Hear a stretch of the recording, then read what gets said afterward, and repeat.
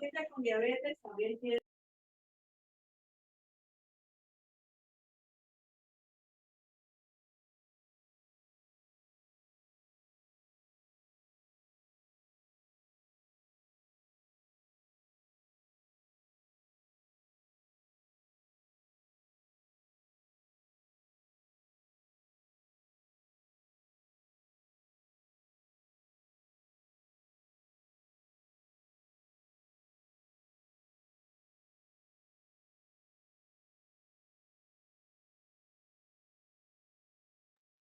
Buenas tardes a todos los presentes. Los saludamos desde Telesalud del Hospital Nacional Arzobispo Loaiza del Ministerio de Salud para dar inicio con la Tele-IS programada para hoy, miércoles 22 de noviembre, con el tema Diabetes mellitus, tipos y diagnóstico, a cargo de la licenciada Ángela Roncal Vergara del Departamento de Enfermería, encargada del programa de diabetes del Hospital Nacional Arzobispo Loaiza y educadora en diabetes certificada.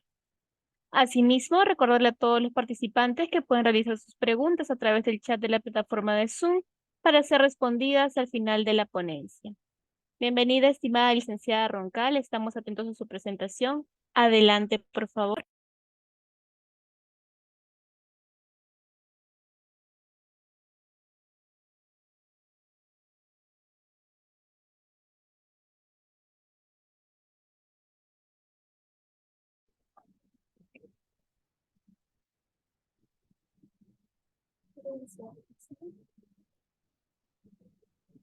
¿Sí? Voy a empezar. Buenas tardes con todos. El día de hoy vamos a hablar un tema muy interesante, ya que es una enfermedad crónica que está creciendo a pasos agigantados, que es la diabetes. Entonces, yo, enfermera, educadora en diabetes, responsable del programa de diabetes del hospital, voy a compartir hoy día información importante para todos ustedes, para todos nosotros en realidad, ya que una de cada dos personas con diabetes aún no está diagnosticada. Y ese es el tema con la diabetes, que muchas personas aún no se han enterado que están con diabetes.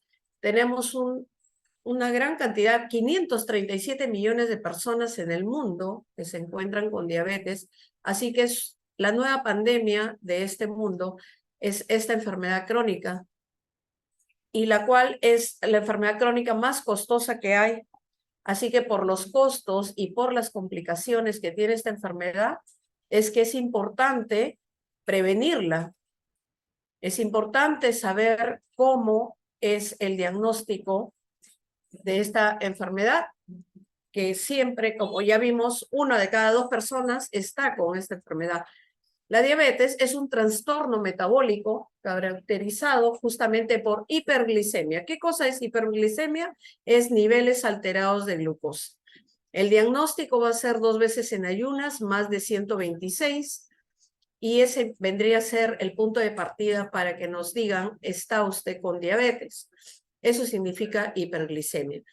Entonces, nuestros niveles de glucosa tienen que estar alterados para que tengamos nosotros este diagnóstico. ¿Y estos niveles altos de glucosa a qué se deben? Pues están relacionados con un problema en la secreción de insulina, la cual ha sido o es producida por un órgano importante que tenemos en nuestro cuerpo que se llama páncreas. Las células beta del páncreas van a producir esta hormona, que la acción principal de esta hormona va a ser regular los niveles de glucosa en sangre. También puede haber otra situación en que nuestro cuerpo tiene una resistencia a la insulina. O sea, podría haber una disminución de la secreción o una resistencia a la insulina. Cualquiera de las dos o ambas. Podría presentarse ambas situaciones.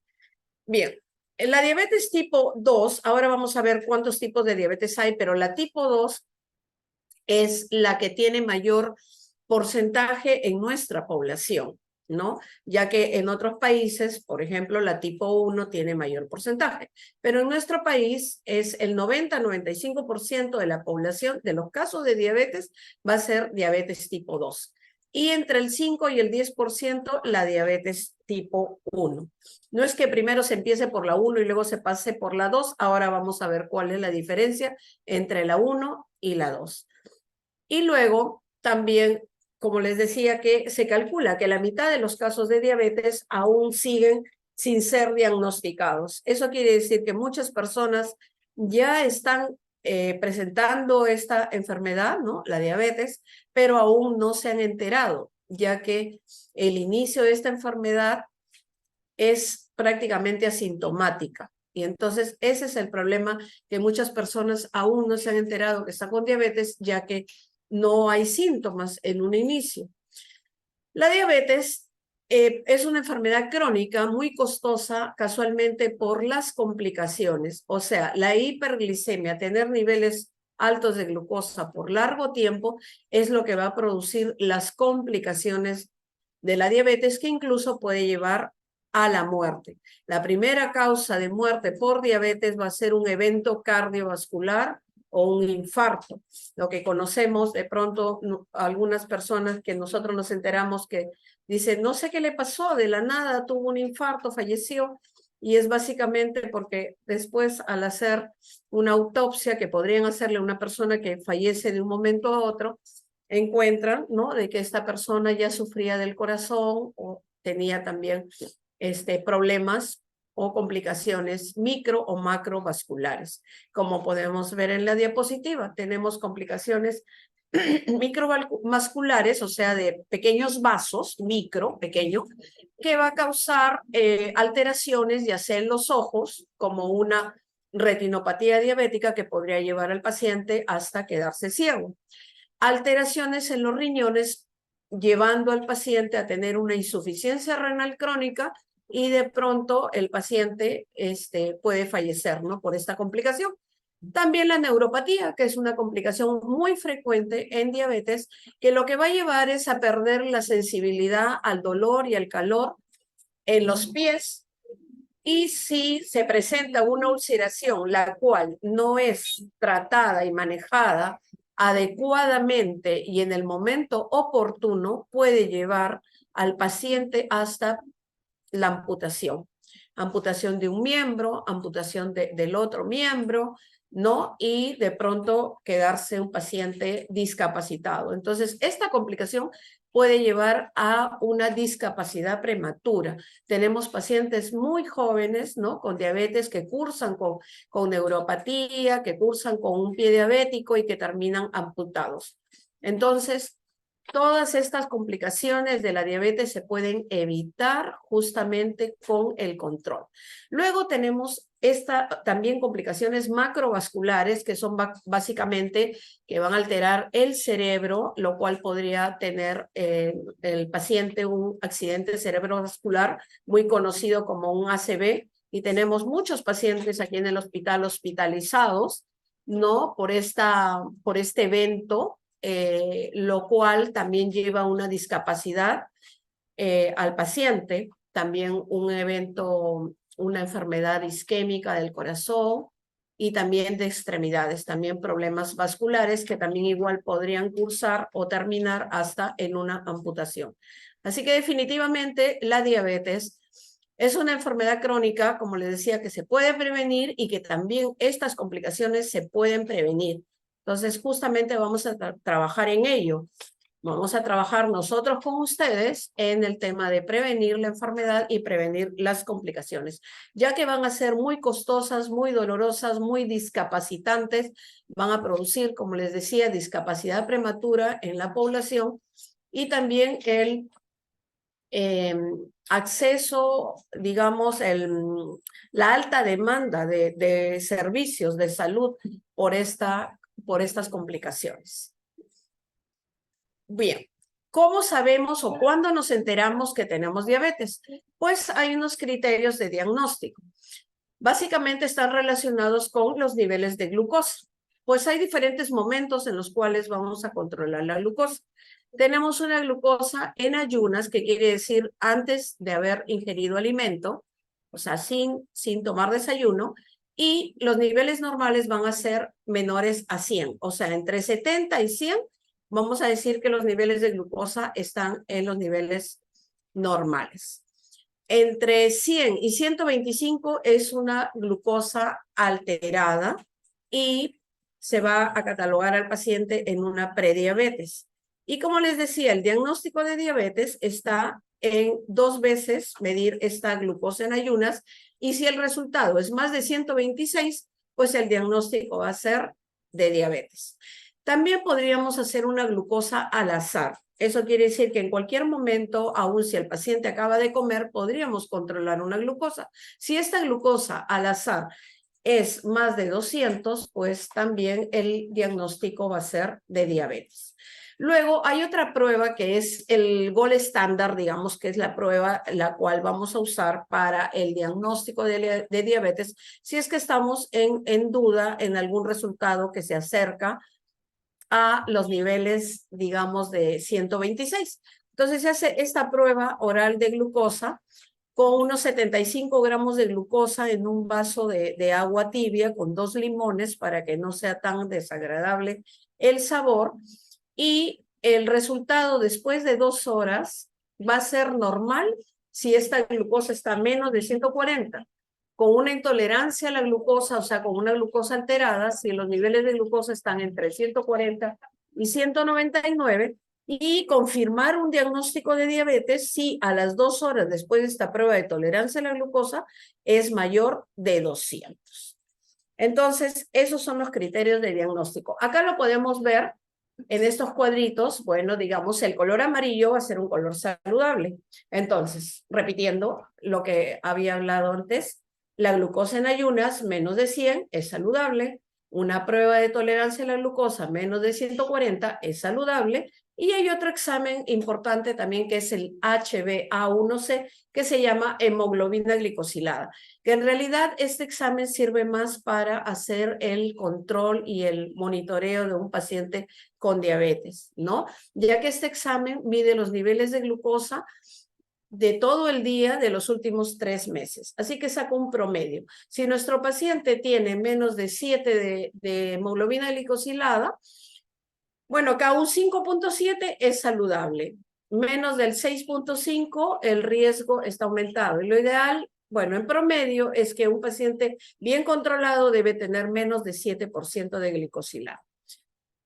Bueno, regresando aquí a los niveles, digamos, que ya estamos en prediabetes, sería entre 100 y 125 es una glucosa en ayunas alterada, lo cual se considera una prediabetes, igual que una tolerancia de glucosa en ayunas entre 140 y 199, también es un nivel alterado de glucosa, en el cual tenemos que trabajar en esto, ya que todavía no está el diagnóstico de diabetes y se puede revertir esta situación haciendo cambios de estilo de vida.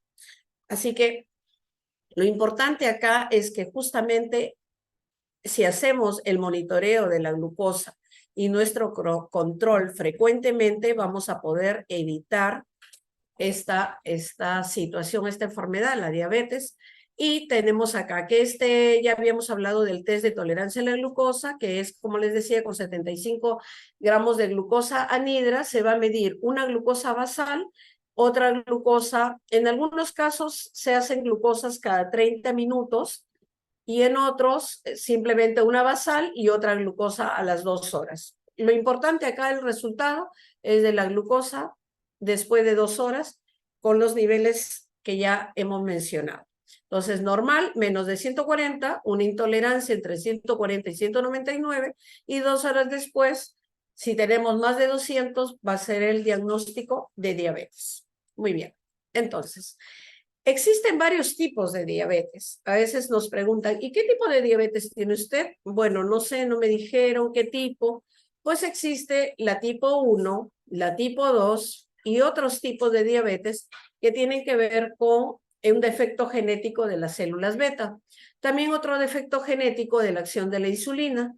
Otro tipo de diabetes que tiene que ver con una enfermedad del páncreas, otra endocrinopatía, otras causadas por drogas, infecciones, síndromes genéticos y la diabetes gestacional.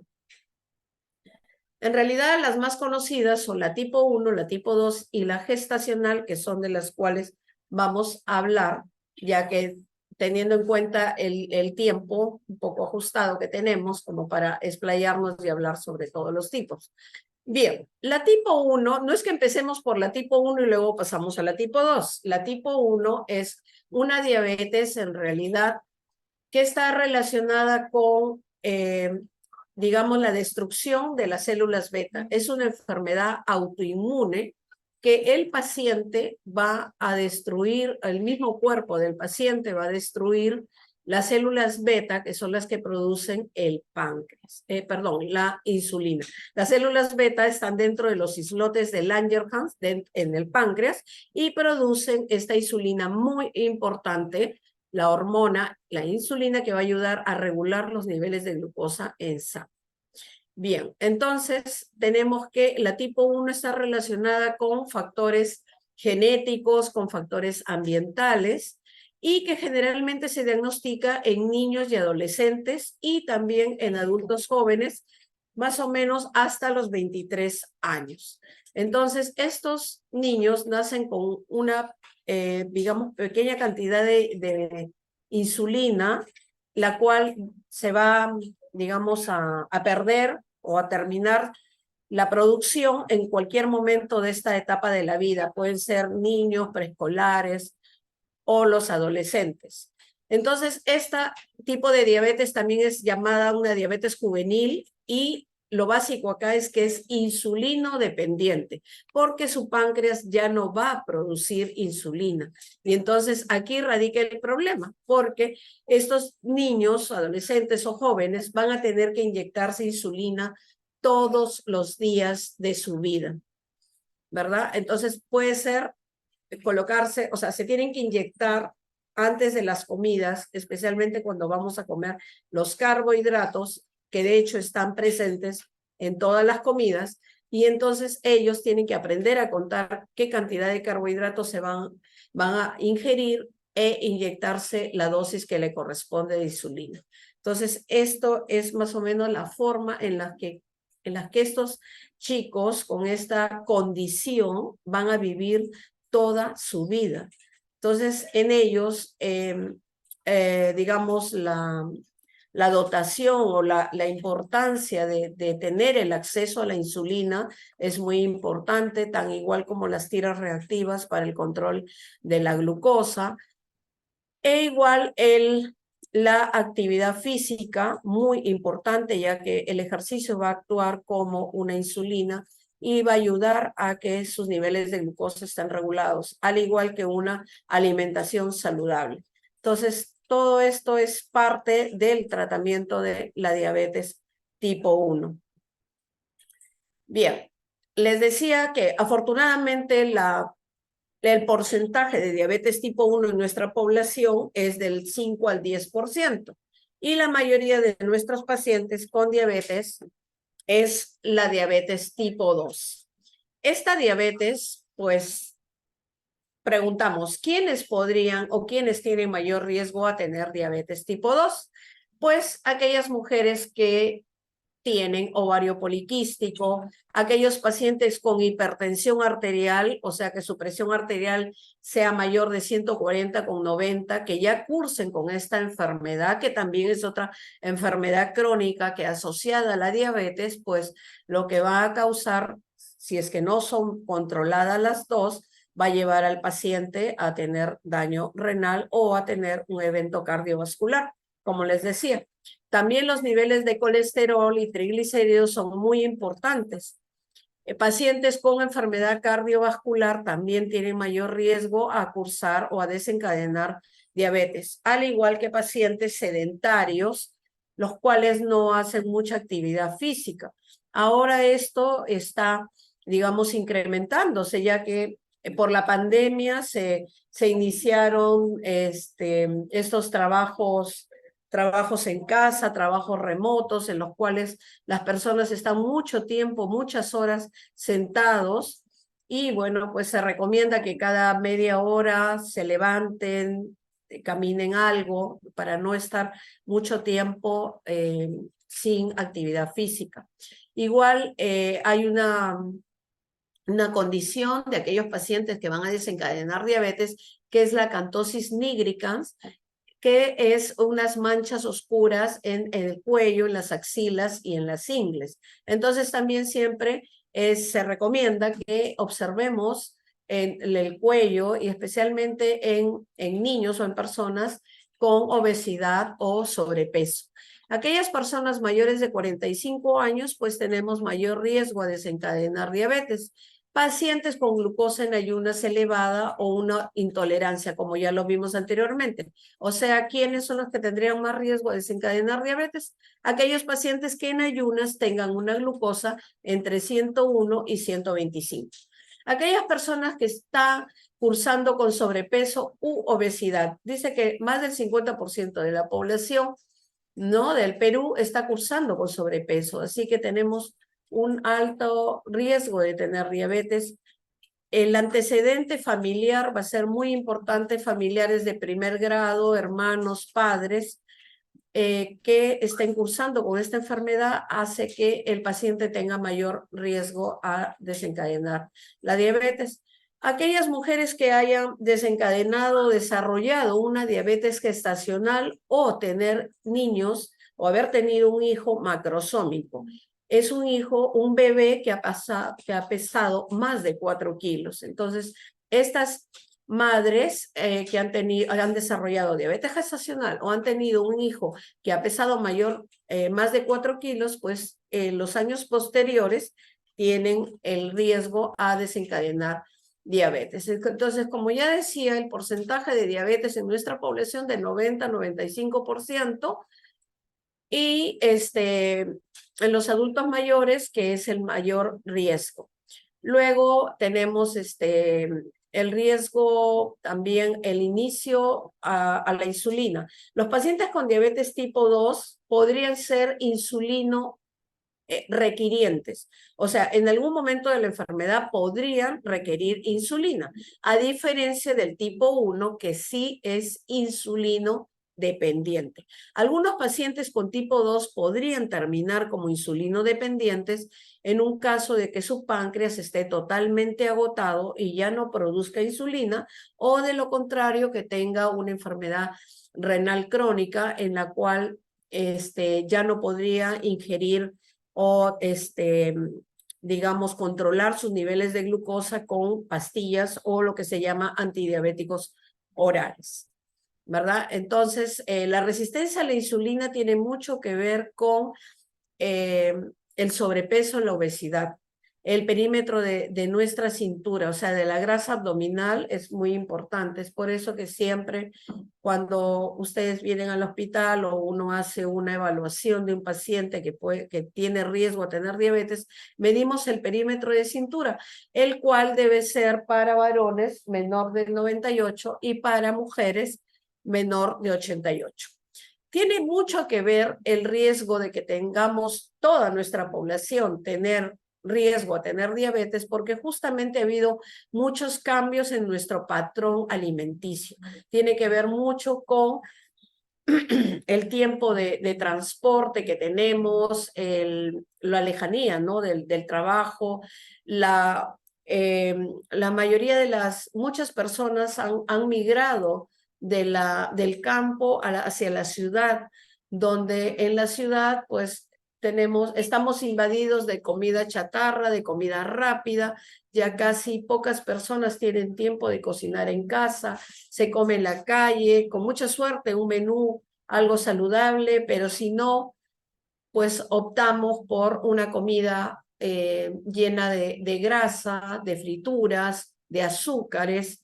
Entonces, si antes, por ejemplo, podíamos comer un ceviche, que es nuestro plato bandera, pues ahora estamos infestados de cadenas de comidas rápidas. Si antes ingeríamos leche de vaca, nos traían hasta la leche a casa, pues ahora de pronto el desayuno puede ser un paquete de galletas con un frugos, o si no una bebida gaseosa. Entonces hemos cambiado el patrón alimenticio y eso nos está llevando a ir ganando peso, ¿no? A tener el sobrepeso. Otra cosa también que ha cambiado el patrón de la actividad física.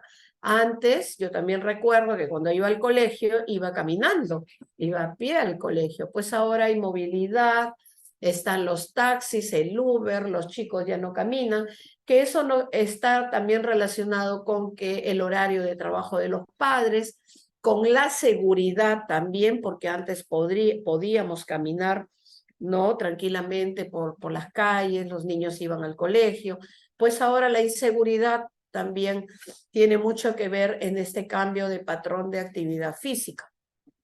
Bien, como les decía, para el diagnóstico de diabetes también utilizamos el perímetro de cintura, muy importante ya que la grasa abdominal también es, digamos, un patrón para el diagnóstico de diabetes. Luego tenemos que estos pacientes con sobrepeso, obesidad, personas, como les decía, más del 50% de la población estamos con sobrepeso. Eso está relacionado con que se disminuye la actividad física con la comida rápida. Y bueno, estos parámetros antropométricos, el peso, la talla, el perímetro de cintura y también la raza. Las personas que hemos nacido en Latinoamérica, pues esta raza también tiene un riesgo alto de contraer diabetes. Es por eso que los mayores casos de diabetes pues están en Latinoamérica. Como países más importantes tenemos a México, Estados Unidos, ¿no? Y que está muy relacionado con los estilos de vida, con la alimentación. Nosotros tenemos el primer puesto, ¿no? De alimentación, de nuestra comida más rica del mundo, pero está basada mucho en carbohidratos. Entonces tenemos que hacer algunos cambios que ya los vamos a ir viendo. Bueno, les decía que en un inicio la diabetes no tiene síntomas, pero algunas personas ya cuando los niveles de glucosa están altos por 250 o 300, por ahí se van a presentar los síntomas clásicos que son que hay mucha sed, mucho deseo de, o sea, tomo mucho líquido, también quiero ir a miccionar frecuentemente, aumento de apetito y una baja de peso bruscamente, o sea, es algo que no se entiende. Como mucho, pero estoy bajando de peso. Igual puedo tener cansancio, visión borrosa, estoy irritable, tengo calambres y el peso que va a ser muy notorio porque podría bajar hasta 10 kilos en una semana. Entonces, estos síntomas que ya cuando el paciente los presenta, definitivamente ya pasó de los 126, lo más probable esté con 250, 300, y a veces algunos pacientes se enteran que están con diabetes porque empiezan a hincharse o empiezan a bajarles la visión, o de lo contrario, tienen una herida en el pie y no cierran. Entonces, vienen por la emergencia o debutan con una cetoacidosis que no es muy frecuente, más frecuente este diagnóstico de cetoacidosis en pacientes tipo 1, pero podría tener esta situación, tener una descompensación hasta llegar a desmayarse. Viene el paciente a la emergencia y hacen el examen de glucosa y pueden encontrar unos 300, 400 o 500. Entonces, ¿pero cómo? ¿En qué momento si no sentía nada? Porque, como les digo, el problema de la diabetes es que es una enfermedad de inicio asintomático. Pues bien, tenemos un tercer tipo de diabetes que es la diabetes gestacional. Se puede desencadenar durante la gestación y pues el primer indicio, justamente cuando se hace la evaluación de una gestante, es hacerle toda la batería de exámenes y uno de los exámenes más importantes va a ser la glucosa. Si esta glucosa está igual a 126 definitivamente o mayor a 200, va a ser el diagnóstico de diabetes ya en el primer examen. Luego, la glucosa, después de las 24 semanas, tiene que ser igual o menor a 92. Entonces, si esta paciente tiene una glucosa ya mayor a 26, pues a 126, perdón, ya tiene el diagnóstico de diabetes. Y entonces hay que hacer una prueba confirmatoria que se hace, este examen de la tolerancia a la glucosa se va a hacer a las 24 semanas de embarazo. Y es el mismo examen que les expliqué con los 75 gramos de glucosa en un vaso de agua con 2 limones. A las 2 horas, pues este examen tiene que tener unos niveles que ahora los vamos a ver.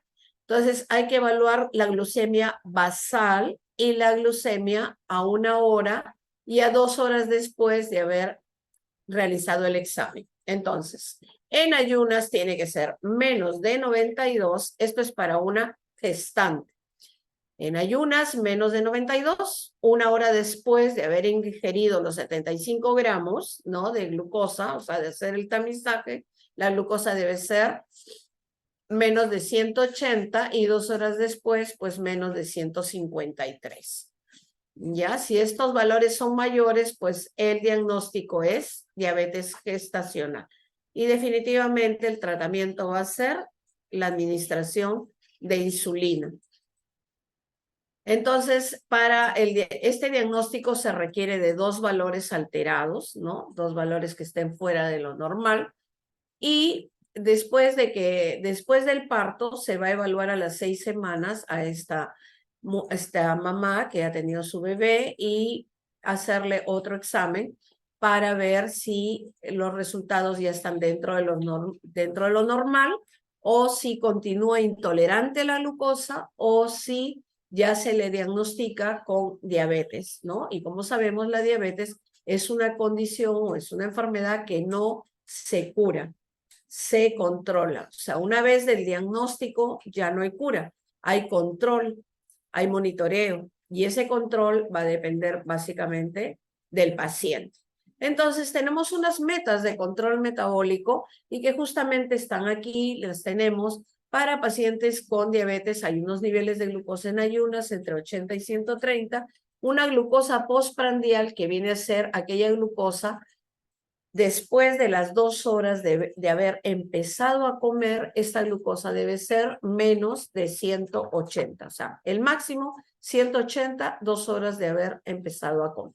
Igual la glicosilada, como les decía, que es un examen muy importante que nos va a ayudar a llevar el control de este paciente con diabetes. Para decir que nuestro paciente tiene un bajo riesgo, está controlado, pues debe tener como máximo 7% de hemoglobina glicosilada, que es un promedio de los niveles de glucosa de los últimos de todo el día, de los últimos 3 meses.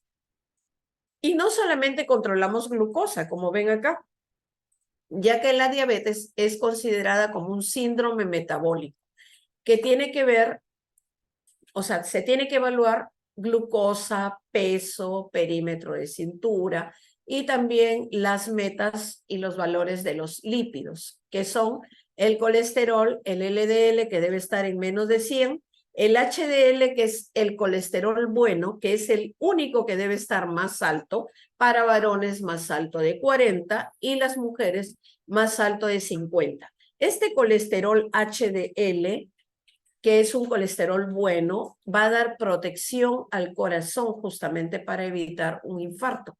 Así que estos niveles son muy importantes de un colesterol bueno, alto, y un colesterol malo, que es el LDL, no mayor a 100. Igual que los triglicéridos no deben de estar más de 150. También es importante las metas de presión arterial. La sistólica, que es la más alta, no debe pasar de 140 y la diastólica, la mínima, no debe estar mayor a 90. Bien, entonces, ¿cómo logramos este control de la diabetes? Básicamente, la alimentación es responsable de más del 50% de los niveles de glucosa. Así que la alimentación, tenemos muchos pacientes con diabetes que no toman ningún medicamento, que solamente se controlan con su alimentación, que ya saben qué comer, han hecho modificaciones. En diabetes no hablamos de una dieta, sino de estilos de vida, de cambios de estilo de vida. O sea, tengo que aprender a comer para siempre, de por vida, no por un tiempo, no porque ya viene el verano, ya voy a ir a la playa, ya viene un matrimonio, me voy a casar. O sea, no, es cambiar estos estilos de vida y tenemos que hacerlos parte de nuestro estilo de vida. Justo acá tenemos un plato saludable, la mitad del plato va a ser verduras, la otra mitad va a tener carbohidrato y la otra mitad va a ser la proteína, parte muy importante. En la parte de abajo tenemos nuestras manitos que nos pueden ayudar a medir porciones. O sea, si yo voy a comer una fruta, por ejemplo, tiene que ser del tamaño de mi puño, que yo la pueda coger con mi mano, el tamaño de la porción de proteínas, por ejemplo, del tamaño de la palma de mi mano y del grosor de la palma de mi mano. Entonces, esto es una forma de ayudarnos a medir porque de repente no tenemos una balanza en casa. Afortunadamente, nuestro programa que ya se está, digamos, activando, porque como sabemos, con la pandemia estuvimos un poco, digamos, separados de nuestro paciente. Este es nuestro programa que siempre existía, ¿verdad? Y que constaba de 3 charlas, que era la educación básica para un paciente con diabetes.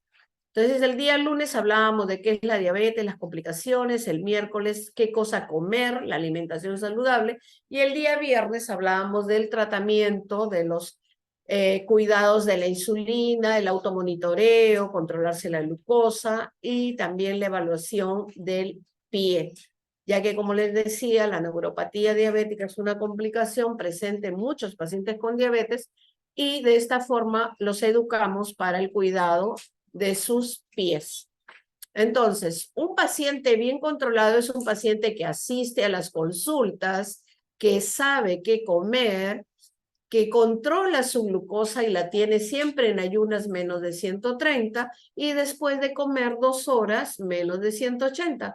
Una glucosa antes de acostarse menor a 140 y una hemoglobina glicosilada menos de 7.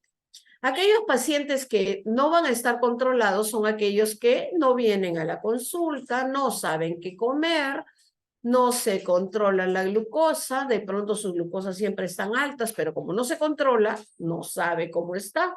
Su glicosilada casi siempre está en más de 7, así que definitivamente vamos a tener este paciente con complicaciones. Complicaciones de los ojitos, se puede quedar ciego, el riñón que ya no funciona, se empieza a hinchar, luego termina en una diálisis. Hay pacientes que no soportan la diálisis. La diálisis es muy costosa, puede costar entre 200 a 300 cada sesión y se tiene que realizar 3 veces por semana, dejando un día, y si no el paciente fallece. Así que un paciente que no está controlado es el paciente que va a gastar más y va a demandar más los servicios de salud. Va a tener más consultas, o sea, prácticamente todos los días va a estar aquí en el hospital. Entonces, nosotros queremos pacientes controlados. El paciente quiere estar controlado, va a tener una mejor calidad de vida, va a evitar complicaciones y va a evitar gastar más, va a evitar una discapacidad prematura y también va a evitar una muerte prematura, ¿verdad? Entonces, nosotros tenemos el programa educativo, siempre en el servicio estamos brindando educación grupal e individual a los pacientes. Y definitivamente la diabetes es una enfermedad que se puede diagnosticar, que se puede, lo ideal, prevenir y luego diagnosticarla precozmente para evitar las complicaciones. Ese es el objetivo del diagnóstico precoz. Ahora, el cambio de estilo de vida va a ser muy importante porque si no hacemos estos cambios para reducir el riesgo y para reducir las complicaciones. De hecho, si hacemos estos cambios, vamos a tener beneficios a largo plazo, como son estar siempre controlados, ¿no? Tener una mejor calidad de vida, gastar menos, tener una menor polifarmacia, porque ya que conforme va avanzando la edad de las personas, pues vamos a tener un consumo, digamos, de medicamentos que va a ser mayor a la gente que está, digamos, más joven y que no tiene tantas complicaciones.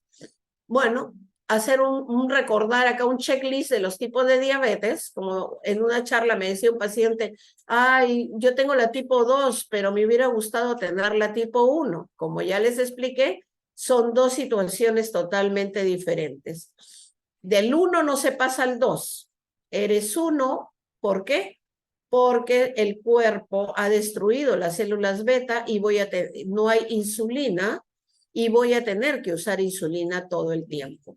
El tipo 2 es un paciente que cuidándose, sabiendo qué comer, alimentación saludable y actividad física, no podría incluso ni siquiera tomar ningún medicamento. Pero bueno, ideal, como les decía, alimentación saludable, actividad física. Segundo, podría estar con antidiabéticos orales, con pastillas. Cuando esto ya no funciona, no logra el control, la medicación oral, el paciente puede pasar a usar insulina.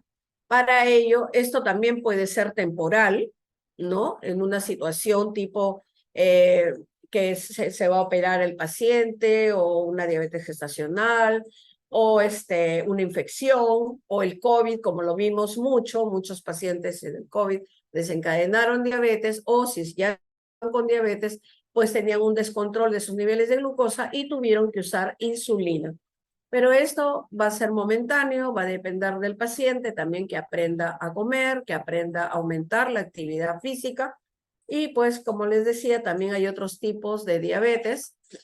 Existe la diabetes MODY, que es la tipo 2 en adolescentes, en niños. También existe este tipo y lo vemos mucho en los colegios, en las escuelas, niñitos con mucho sobrepeso u obesidad que desencadenan diabetes. En esos casos, esa diabetes se llama diabetes MODY. Luego tenemos la diabetes gestacional, que ya la vimos, que podría ser una gestante que durante la gestación desencadena diabetes gestacional o podría ser ya una paciente con diabetes que se embaraza o está gestando y que sería una diabética gestante que podría ser una diabética tipo 1 o tipo 2. Entonces sería una diabética gestante. Luego, bueno, lo que les hablaba del plato, acá lo tenemos más claro, el plato, la mitad del plato va a ser verduras, de preferencia frescas, con limoncito o aceite de oliva, unas gotitas. El otro cuarto va a tener lo importante que es el consumo de las proteínas, que va a ser, como les decía, del tamaño unos 100 gramos de proteína, va a tener, perdón, 100 gramos de, sí, 100 gramos de proteína va a tener más o menos de carne va a tener 20 gramos de proteína, así que va a ser importante este consumo. Y la otra cuarta parte del plato va a ir el carbohidrato. O sea, no le decimos al paciente que deje de comer el carbohidrato, porque si bien es cierto el carbohidrato va a subir los niveles de glucosa, pero es importante porque la glucosa es energía. Si no comemos este carbohidrato, no vamos a tener energía y nos vamos a sentir débiles.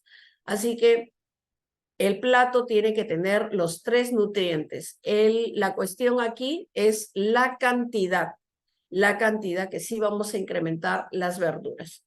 Y también, bueno, definitivamente la comida chatarra la tenemos que eliminar y, bueno, pues muy de vez en cuando, como dice el dicho, una vez al año no hace daño. Podría comer una bolita de helado si es que me provoca y estoy dentro de los niveles normales, lo podría hacer. El tema es la cantidad y la frecuencia con la que consumo estos alimentos altos en azúcares, altos en carbohidrato, altos en frituras y alto en grasas saturadas. También, como les decía, aumentar la actividad física. Con eso no decimos que vayamos a correr una maratón o que estemos haciendo ejercicios, digamos, de alta intensidad, especialmente para adultos mayores o si tenemos niveles altos de glucosa. Siempre consultando con su médico, pero el paciente que tiene más de 200 de glucosa no debería de ser una actividad física intensa. Lo que se le pide al paciente es que se levante, que no esté tanto tiempo sentado, ¿no? Y que camine, que baile suavemente hasta que su cuerpo vaya teniendo más resistencia y pueda incrementar esta actividad física. El control del peso va a ser muy importante En adultos mayores también fortalecer los músculos y el músculo se va a fortalecer con la caminata y el consumo de proteínas, ¿verdad? Entonces la hidratación adecuada va a ser muy importante y el control de cumplir con nuestras consultas. Definitivamente pueden conseguir las citas, tener su hoja de referencia. A veces los centros de salud también ellos mismos le consiguen una consulta. Se puede sacar también consultas, obtener consultas por la web. Así que hay diferentes medios en los cuales siempre un paciente con diabetes debe de estar siempre en sus controles y no olvidarse de que tiene que estar monitoreando sus niveles de glucosa una vez por semana mínimo y no olvidarse de la alimentación saludable. O sea, es muy importante la alimentación, ya que de ello va a depender por lo menos el 50% de los niveles de glucosa. Bien, entonces, bueno, si hay alguna pregunta, estoy aquí a su disposición para poder resolver alguna consulta, alguna pregunta, algo que no quedó claro y podríamos, ¿las escriben por el chat? Sí. Las escriben por el chat y lo vemos acá. Muchísimas gracias y felicitaciones, licenciada. Vamos a esperar mientras hacen las preguntas, mientras realizan las preguntas a través del chat de la plataforma de Zoom. ¿Nos podría, por favor, brindar alguna recomendación final? Bueno, dentro de las recomendaciones, como les decía, lo ideal, pasados los 40 años, y si tenemos familiares, mamá, papá con diabetes, sobrinos, primos, siempre estar controlándonos o haciéndonos un chequeo, ¿no? Acá el hospital también siempre programa campañas, ¿no? Nosotros recién hemos realizado una campaña del 14 de noviembre, es el Día Mundial de Lucha contra la Diabetes, así que hemos realizado una campaña, pero igual en el servicio estamos para poder, si en alguno de los casos ustedes se acercan y tienen la necesidad de saber o descartar y la duda, pues también lo podemos hacer. La educación siempre se les brinda a todos los pacientes, entonces no dejar para mañana de no saber o estar con la angustia de cuánto estarán mis niveles de glucosa. Como les decía, no esperar a tener algún síntoma, porque ya podemos estar con diabetes, tener un nivel de glucosa mayor a 126, tener ya el diagnóstico y aún no nos hemos enterado. Así que es muy importante el chequeo, va a ser muy importante, especialmente si tengo estas condiciones de sobrepeso, hipotiroidismo, ovario poliquístico, hipertensión, haber tenido hijos mayores de 4 kilos, haber desarrollado, desencadenado diabetes gestacional. Entonces, especialmente si tengo todos esos antecedentes, debo de estar controlándome siempre mi glucosa. Y si ya estoy con diabetes, no olvidar y siempre cumplir y venir a mis consultas y tener actualizados, ¿no? Mis referencias para no tener problemas y que no se dilate o no se alargue mi consulta, ¿no? O me quede sin consulta y me quede sin medicamentos, que también eso también pasa. Entonces, siempre estar pendientes, revisar mis hojas de referencia, que las referencias duran un año, entonces, por decir, se me venció la referencia y luego ya no puedo sacar una cita. Siempre estar atentos a esa información, porque en algún momento podrían quedarse sin medicamentos.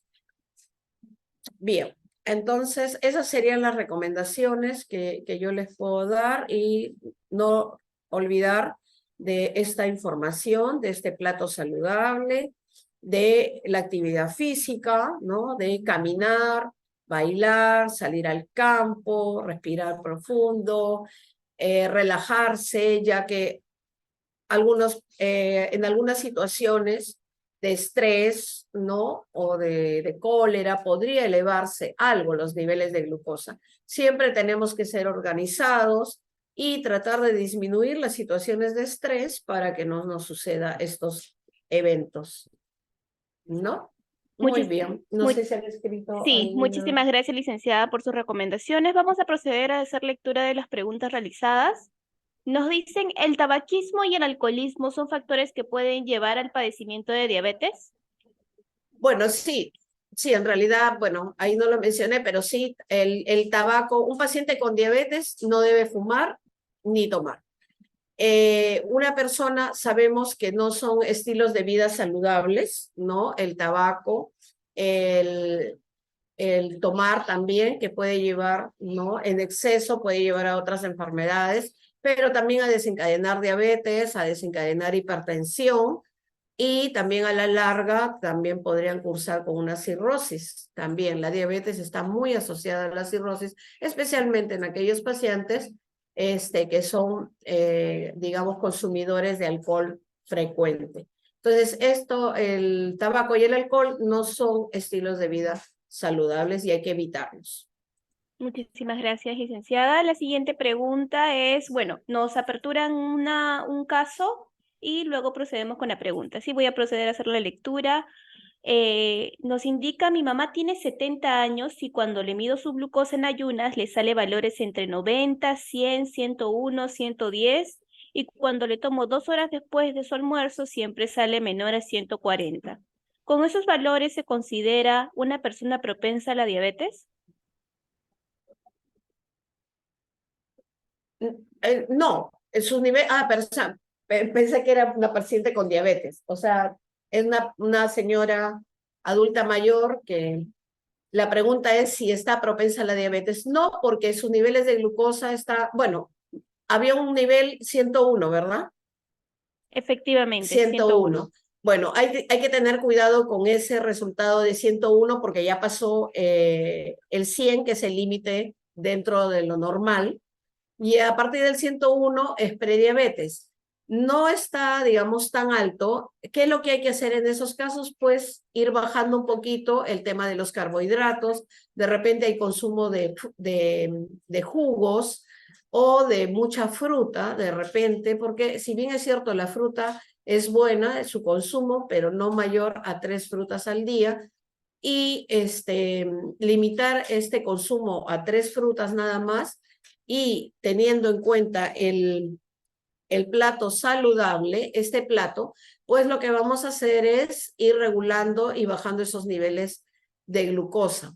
Era la glucosa y la otra condición, los niveles de glucosa. Ya, y 2 horas después, no más de 140. Perfecto. El no más de 140 está bien. Ahí solamente tenemos un resultado alteradito, que es el 101, que podría ser dentro de lo normal, ya que los glucómetros tienen un margen de error de más o menos 10 y generalmente su resultado es un poquito más alto. Si ahí podríamos hacer un examen de glucosa venosa, o sea, un examen en laboratorio, sería bueno para confirmar este resultado. Hay que tener cuidado también que la toma de glucosa, asumo que esos resultados han sido con glucómetro, ¿no? Exactamente. Entonces, hay que tener mucho cuidado. Si estoy por ahí en un límite que no sé si está dentro de lo normal, porque menos de 100 es normal y un 101, podría confirmarlo haciendo una glucosa venosa, ya que tenemos que tener en consideración el margen de error de los glucómetros. Y también podría alterarse ese nivel de glucosa si es que, por ejemplo, el paciente cogió fruta y no se lavó las manos y controlamos la glucosa, podría salir elevada. Entonces, sí es muy importante cómo manipulamos las tiras de glucosa, la fecha de vencimiento también. Si nuestras tiras están vencidas y no nos hemos dado cuenta, los niveles de glucosa también se van a alterar y generalmente se alteran hacia arriba, o sea, nos salen un poquito alterados. Entonces, para confirmar eso, yo diría un examen de glucosa en laboratorio, en vena. Muchísimas gracias, licenciada. Continuamos con la siguiente pregunta. Hay un paciente que tiene diabetes. En su alimentación no consume azúcar ni frituras y su cantidad de arroz en comidas es baja. Sí consume ensaladas, pero su glucosa en esta semana salió 162. ¿Qué se puede recomendar en ese caso? 162. Bueno, habría que ver con qué tratamiento está. O sea, si recibe antidiabéticos orales, si recibe insulina, no lo sé. También habría que revisar si el paciente en este momento está cursando con alguna infección, ya que los procesos infecciosos alteran los niveles de glucosa.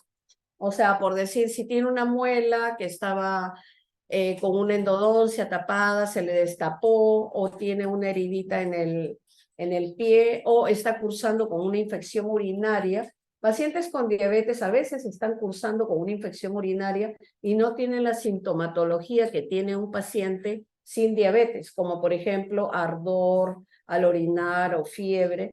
Entonces, siempre cuando los niveles de glucosa y estamos comiendo saludable e igual casi todos los días, como nos refiere la paciente, hay que tener en cuenta otros factores, también como el hecho de, me imagino que esos controles también son con glucómetro, entonces revisar también que esas tiras no estén vencidas, que se manipulen las tiras en en óptimas condiciones. Luego, como les digo, descartar cualquier proceso infeccioso que pueda tener el paciente. Y en realidad no sabemos cuál es el tratamiento, pero ver si está cumpliendo con el tratamiento oral de pastillas.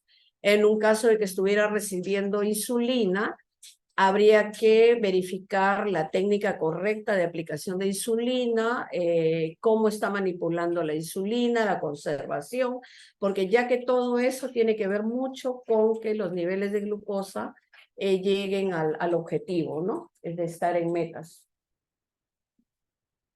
Muchísimas gracias, licenciada. Otra de las preguntas es, ¿en qué momento es recomendable el consumo de medicamentos e insulina y cuándo solo es necesario una dieta? Disculpa, no escuché porque ¿en qué momento? Volvemos a repetir la pregunta. ¿En qué momento es recomendable el consumo de medicamentos e insulina?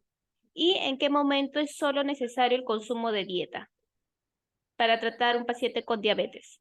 Bueno, de hecho, cuando un paciente está en metas, ¿no? Y está con sus niveles de glucosa menos de 100, por decir, hay pacientes que ya les retiran los medicamentos, especialmente si son adultos mayores y que están haciendo ya cuadros de hipoglicemia, o sea, está bajando su glucosa a menos de 70 o está en 80, por decir, y es un adulto mayor de 80 años, ahí ya suspenden los medicamentos y simplemente el paciente se mantiene con su alimentación saludable, como el plato que estamos viendo. ¿En qué momento el paciente va a empezar a recibir antidiabéticos orales? Va a ser el momento en que sus niveles de glucosa estén pasando de los niveles normales, o sea, mayor de 130 y ya no controla con la alimentación, pues el paciente, los médicos podrían indicar, ¿no? Medicamentos tipo la metformina, que es el medicamento más usado. Si el paciente, aún usando metformina y alimentación saludable, pasa a los 200, podrían aumentarle otros medicamentos según indican las guías, ¿no? Y según el criterio de su médico. Si el paciente pasó de 250 o entre 250 y 300, va a tener ya una indicación de insulina. Y eso también está relacionado con el examen que les mostré, que es la hemoglobina glicosilada. Si la hemoglobina glicosilada está entre 9 o 10%, pues lo más probable es que este paciente tenga que recibir insulina. Entonces, hay unas guías de tratamiento y en qué momento se va a indicar solamente dieta, como decía la pregunta, o solo antidiabéticos orales, o asociar insulina.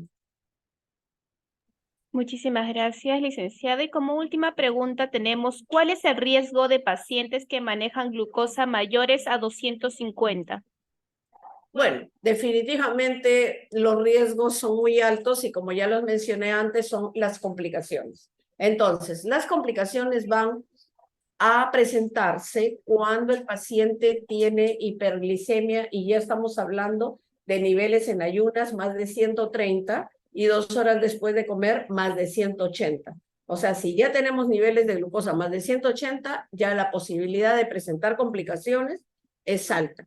O sea, la posibilidad de que el paciente vaya teniendo daño a nivel del nervio óptico que podría llevarle a la ceguera, tener daño a nivel de los nervios, especialmente en las partes distales, en los pies, tener una neuropatía y hasta cursar con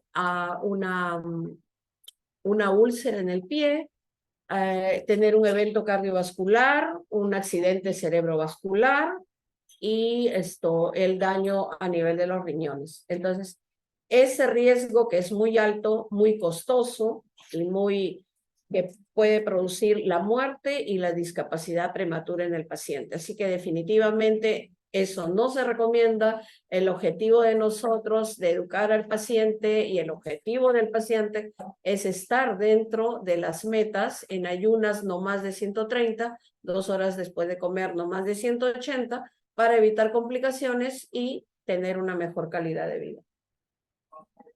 Muchísimas gracias, licenciada Roncal, y felicitarla por tal extraordinaria ponencia y agradecer a todos los participantes e invitarlos a suscribirse a nuestro canal de YouTube. Nos pueden encontrar como Hospital Nacional Arzobispo Loaiza.